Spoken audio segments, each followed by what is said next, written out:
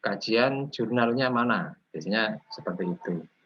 Bukan hanya dalam menyusun karya ilmiah untuk kepentingan skripsi saja, karya ilmiah yang lain pun akan lebih bagus jika didukung dengan jurnal-jurnal ilmiah, hasil-hasil penelitian terdahulu dalam bentuk jurnal-jurnal ilmiah lah ya. Nah, maka saya ingin teman-teman juga melakukan semacam praktikum lah gitu ya.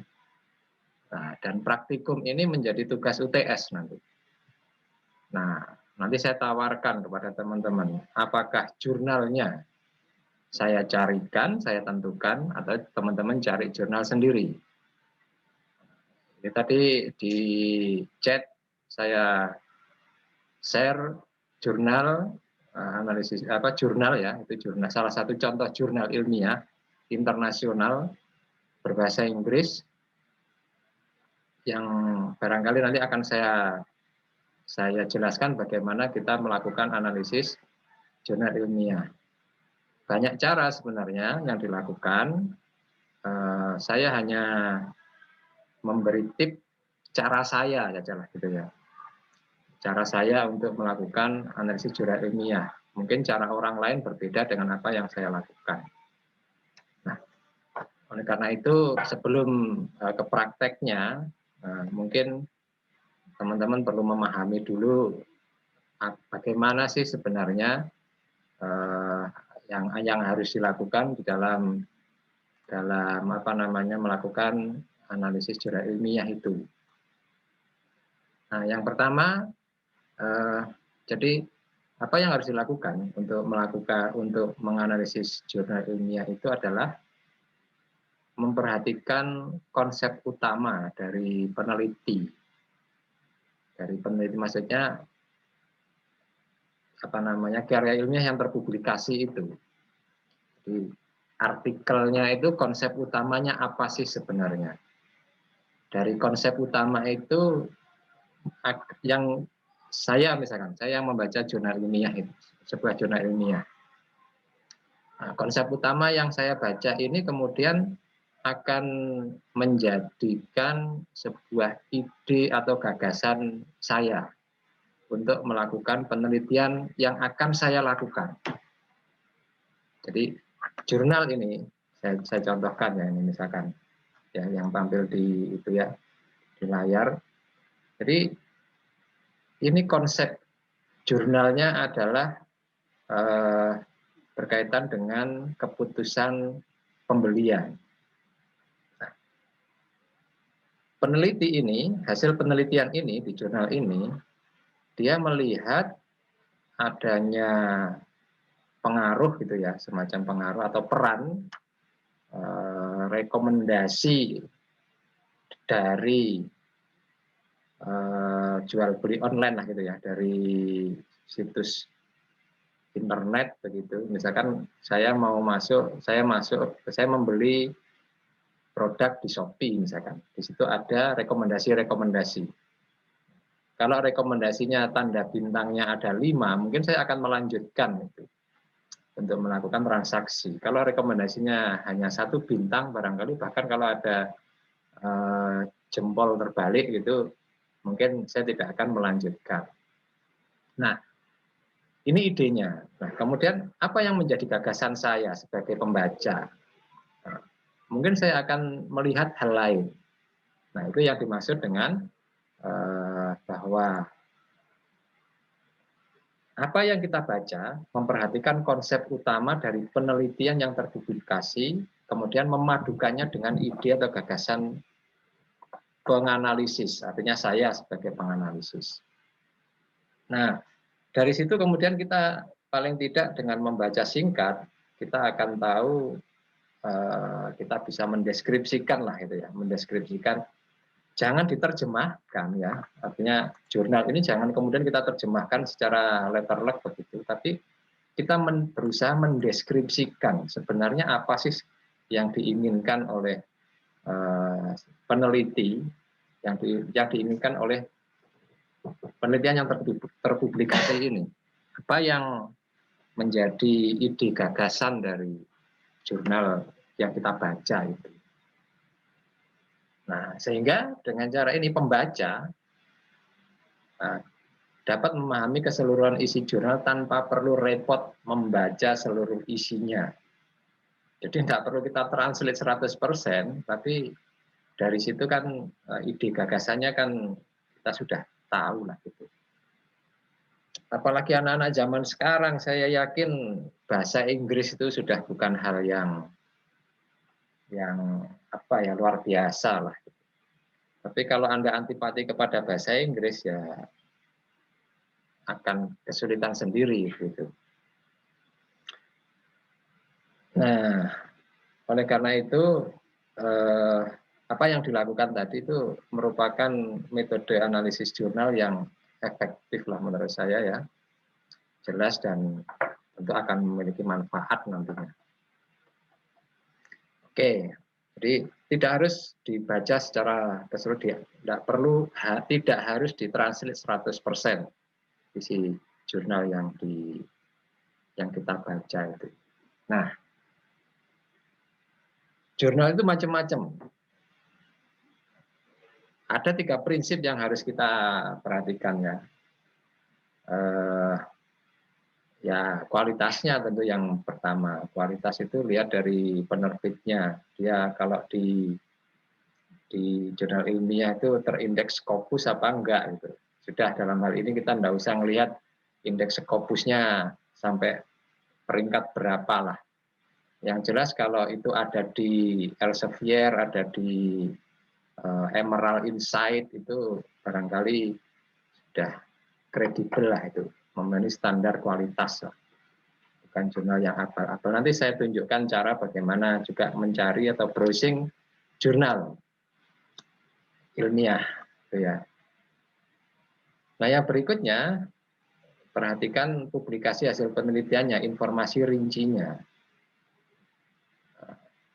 Jadi informasi rincinya itu paling tidak berisi tentang detail dari hasil penelitiannya, metode penelitiannya bagaimana, hasil apa yang dilakukan. Kalau kuantitatif dia populasinya berapa, lalu kemudian narasumbernya, kalau kualitatif siapa saja. Dan yang ketiga yang paling penting itu harus ilmiah. Ilmiah itu kalau berbahasa Indonesia ya mengikuti kaidah bahasa Indonesia sesuai dengan KBBI itu. Kalau bahasa Inggris, nah ini yang kalau paling tidak kalau berbahasa Inggris itu sudah terbit di jurnal-jurnal internasional itu sudah melalui seleksi yang sangat ketat lah gitu. Sehingga sudah memenuhi standar ilmiah yang ditentukan oleh para penerbit jurnal. Nah, ini teknis ini ya, teknisnya. Ada 3 cara paling tidak untuk menganalisis jurnal itu. Ya, ini sudah teknis ini. Yang pertama itu baca abstraknya ya. Abstraknya seperti apa? Abstraknya saja dulu dibaca. Kalau perlu ditranslate nggak apa-apa lah kalau abstraknya hanya sedikit, paling hanya 200 kata. Ya. Lalu konteksnya, konteks penelitiannya, berdasarkan kajian sebuah bidang ilmu apa. Nanti saya contohkan juga ada satu jurnal. Dia orang marketing, jurnal itu. Tapi bukan jurnal yang saya tampilkan di layar tadi ya, nanti belum saya buka, nanti saya tunjukkan.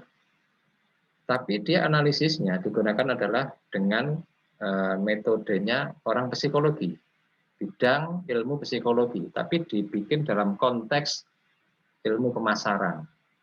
Nah, sehingga mengetahui konteks penelitian ini sebenarnya berkaitan dengan latar belakang penelitinya. Apa dia? Marketing atau keuangan atau SDM atau yang lain. Itu konteks penelitiannya. Mungkin alat analisanya bisa menggunakan bidang ilmu lain. Nah, yang kedua, jadi artikel tadi itu, artikel di karya ilmiah tadi, di jurnal tadi itu, yang dibaca itu, yang didahulukan ya, selain abstrak tadi, langsung pada kesimpulannya. Lalu argumentasi yang mendukung kesimpulan tadi, tentu ini di hasil penelitian. Nah, apa yang harus Anda lakukan adalah meninjau argumen-argumen yang dilakukan oleh jurnal, yang tertulis di jurnal itu. Nah, inilah pentingnya kita harus memahami bidang ilmu kita. Nah, ini teman-teman ini kan belum berkonsentrasi ya, atau barangkali sudah ya, sudah atau belum nih?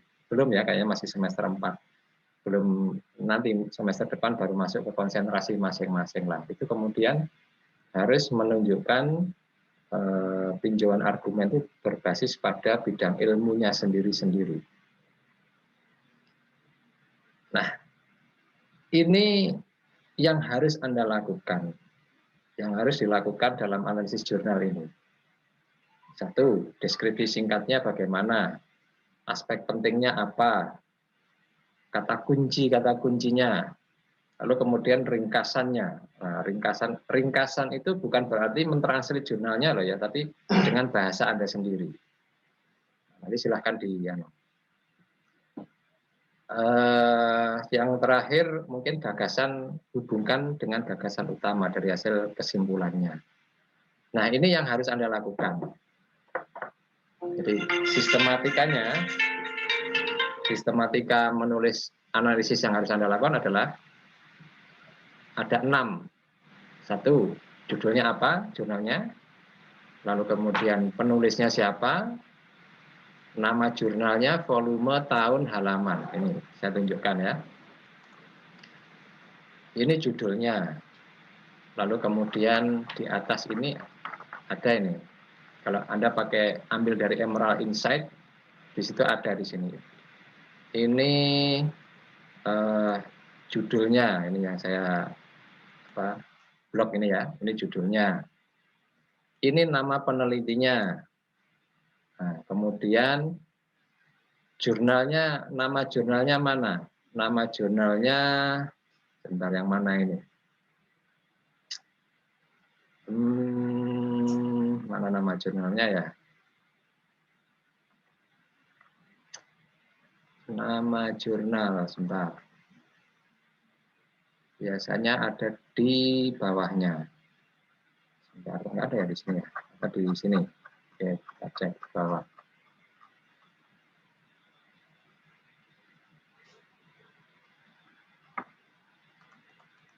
Ada di bawah ya.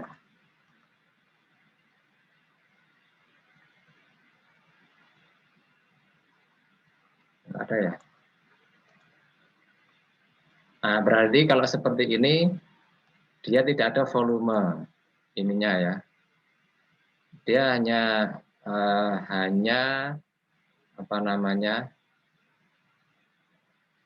tulisan sebuah kajian ilmiah gitu ya, hasil penelitian yang dipublikasi di Universitas mana ini, University of New England, April 2012 lah, ini yang digunakan. Jadi di samping kiri ini, atau saya tunjukkan yang lain ya, yang jelas ada ininya ya. Ya, saya tunjukkan yang lain. Jadi macam-macam jurnal itu, stylenya masing-masing macam-macam. Oke, seperti ini ya. Ini judulnya. Kemudian ini penulisnya, ada 3 orang nih. Terus nama jurnalnya bisa ada di bawah nih. Kecil di sebelah kanan nih. Journal of Contemporary Marketing Science, volume 3, nomor 2 tahun 2020. Ini halamannya. Jadi kalau yang seperti yang pertama tadi, kayaknya nggak ada halamannya ya. Dia hanya menyebut ini saja. Internet Research, gitu aja judulnya. Lalu nama jurnalnya apa? Ini University of New England, Australia. Ini ada tahun terbitnya, 22 April 2018. Itu saja mungkin yang bisa ditunjukkan di dalam nama jurnal, volume, tahun, halaman. Kalau tidak ada halamannya nggak usah. Tapi kalau jurnal yang seperti yang kedua ini biasanya ada apa namanya nomor halamannya. Oke, yang kedua, yang ketiga, sudah keempat. Deskripsi ringkas, artinya ceritakan apa sih sebenarnya jurnal ini. Deskripsi ringkas itu mungkin bisa diceritakan kembali apa yang ada di abstrak ini. Apa yang ada di abstrak itu barangkali, tapi jangan plek ya, jangan 100% ditranslate, tapi dengan bahasa bahasa Anda, bahasa penganalisis jurnal, bukan bahasanya dari hasil penelitian tadi itu. Nah, kemudian aspek penting dan kata kunci. Mungkin aspek-aspek penting apa dan kata kunci yang ada di dalam jurnal itu menurut apa yang Anda pahami. Nah, kemudian yang keenam, rangkuman isi jurnal. Ada 1, 2, 3, 4, 5, 6 hal.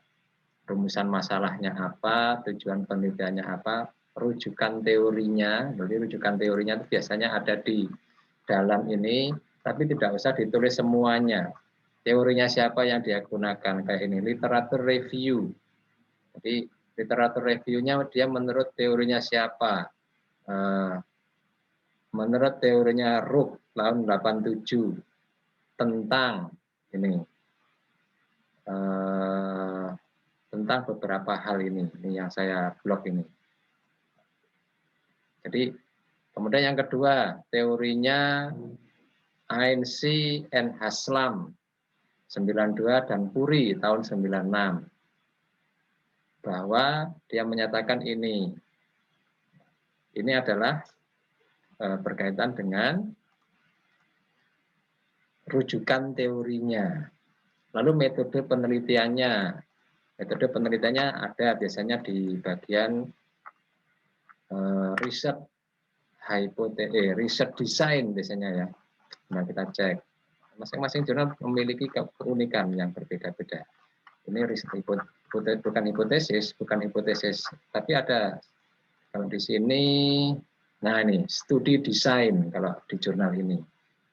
Tapi tidak selalu ada yang khusus dia menyebutnya sini riset metodologi, ada yang begitu. Ada yang menyebut dia riset desain. Coba kita lihat jurnal yang awal tadi. Dia pakai apa istilahnya? Ini theoretical background, lalu kemudian hipotesis. Ada juga yang disatukan biasanya. Nah ini method. Nah berarti dia bicara tentang metode penelitiannya. Ini bedanya. Masing-masing jurnal punya keunikan. Ini disebut dengan method. Kalau di jurnal yang kedua ini dia menyebutnya dengan study design. Ada yang lain menyebutnya dengan riset metodologi. Ya, saya kira itu bisa difahami. Terus deskripsi hasil penelitian, tidak bercerita secara keseluruhan hasil penelitiannya, tapi apa menurut pemahaman Anda hasil penelitian dari jurnal yang Anda analisis ini. Ada di situ sudah. Tapi nggak usah ditranslate 100% loh. Nanti kalau Anda translate 100% bisa menjadi 30 halaman itu. Jadi hanya kata kuncinya saja. Di situ ada riset, result gitu ya. Atau kalau enggak khusus dibahas di situ, barangkali bisa dibahas di discussion-nya. Biasanya ada discussion-nya itu. Nah, kalau jurnalnya yang kedua ini, Wang dan kawan-kawan ini, dia ini bicara tentang di riset desain ya, di riset desainnya dia, di study desainnya itu, dia langsung bicara, jadi desain risetnya, jadi dia bicara desain and prosedurnya, lalu dia juga menceritakan hasil penelitiannya. Jadi ada yang jadi satu seperti ini, tapi ada juga yang lain yang dia hanya khusus dia bicara metodologinya, lalu nanti di hasil penelitiannya itu tersendiri. Ada yang begitu, ada yang dicampur seperti jurnal yang saya tunjukkan di layar ini. Ada yang seperti itu. Nah, masing-masing memiliki ini sendiri-sendiri. Kita tinggal ke apa namanya ya, kejelian kita melihatnya. Nah, lalu yang terakhir kesimpulan. Kesimpulannya apa? Tidak usah panjang-panjang. Kesimpulannya itu hasil penelitian ini seperti apa. Oke ya, itu silahkan nanti. Jadi ini sistematikanya analisis jurnal. Jangan sampai misalnya jurnal yang dianalisis ada 15 halaman, lalu analisis jurnalnya 25 halaman. Itu namanya enggak ringkas itu. Nah, saya tidak membatasi minimal maksimal halamannya, tapi logikanya namanya saja ringkasan ya, analisis ringkasan. Jadi tidak lebih banyak dari jurnal yang dianalisis. Nah, silakan nanti diupload saja hasil praktikumnya, dikumpulkan kapan ya? Kapan kita UTS?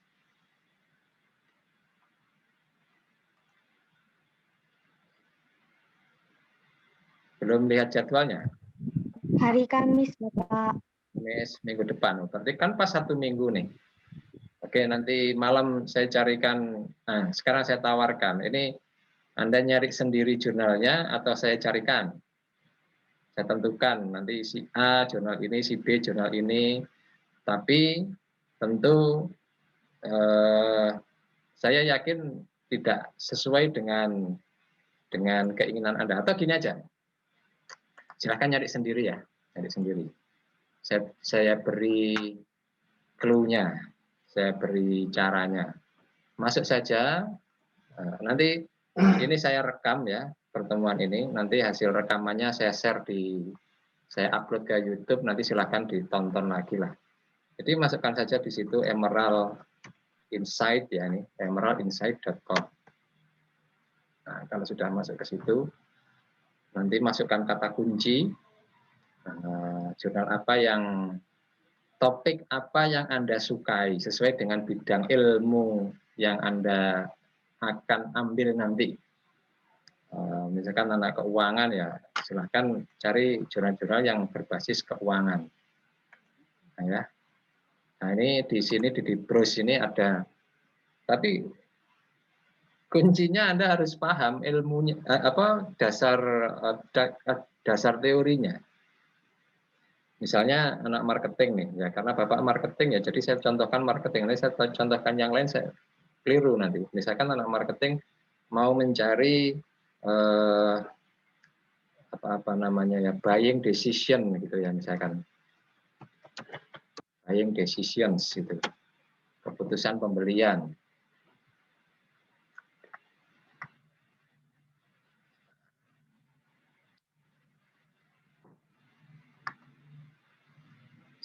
Oke, ini agak tergantung kecepatan internet ini, ininya ya. Oke, ini misalnya. Oke, saya contoh saja. Kalau bisa cari jurnal yang terbaru ya. Nah, biar mendapat jurnal yang terbaru di Emerald ini, ada tadi yang kelupaan Pak Yaya. Jadi ini ada di situ ada advanced search ya. Di advanced search itu diklik, nanti dipilih tahunnya. Nah, masukkan lagi di sini ya, tadi apa? Buying decisions. Nah, ini masukkan tahunnya 2015 sampai 2021 begitulah, biar lebih kekinian lah jurnalnya. Nah, sehingga yang muncul nanti hasil search-nya itu adalah jurnal-jurnal yang terbaru. Oke, mana yang lebih cocok? Nah, ini yang tadi saya contohkan ini, cross buying tadi ya. Mana ya? Oke, misalkan ini ya.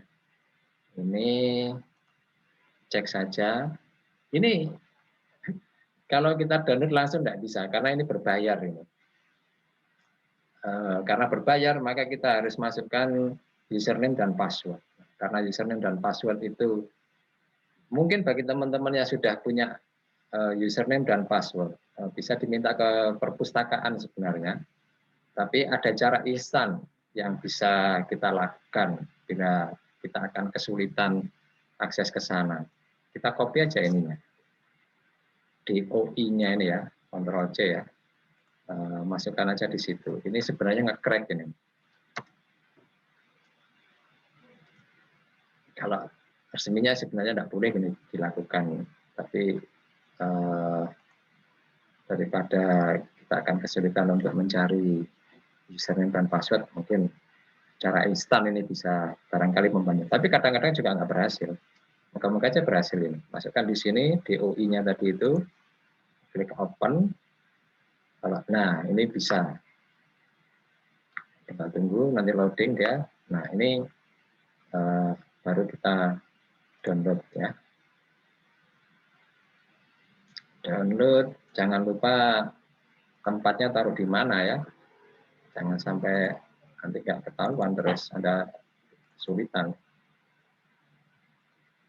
Bentar, saya simpan dulu di tempat yang ini. Oke. Nah, kita buka. Belum selesai. Nah, ini dia. Jadi itu cara yang paling mudah. Nah, nanti silahkan kalau mau dipraktekkan.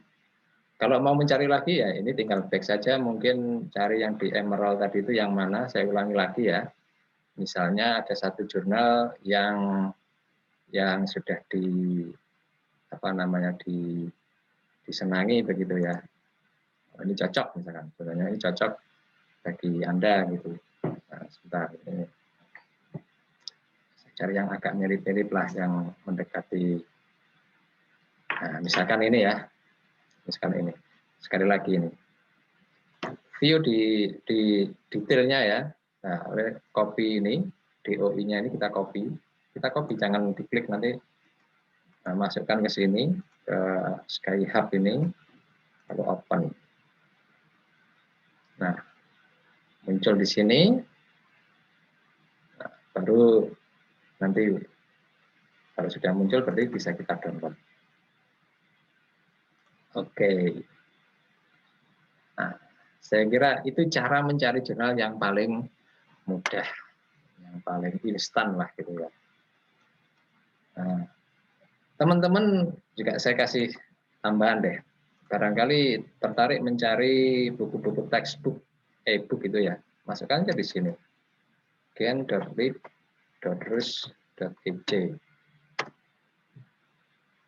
Nah, ini banyak ini jurnal-jurnal, bukan jurnal, e-book ya ini. Misalkan saya masukkan saja marketing management.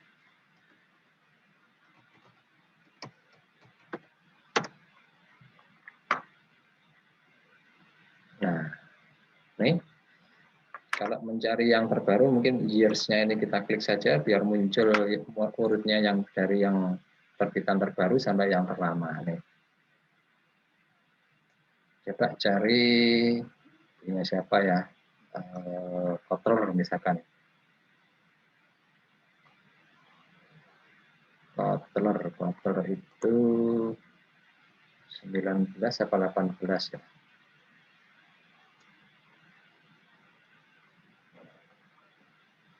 Misalnya, mana ya Kotler kok nggak ada ya? 17 kali. Sudah 17 itu.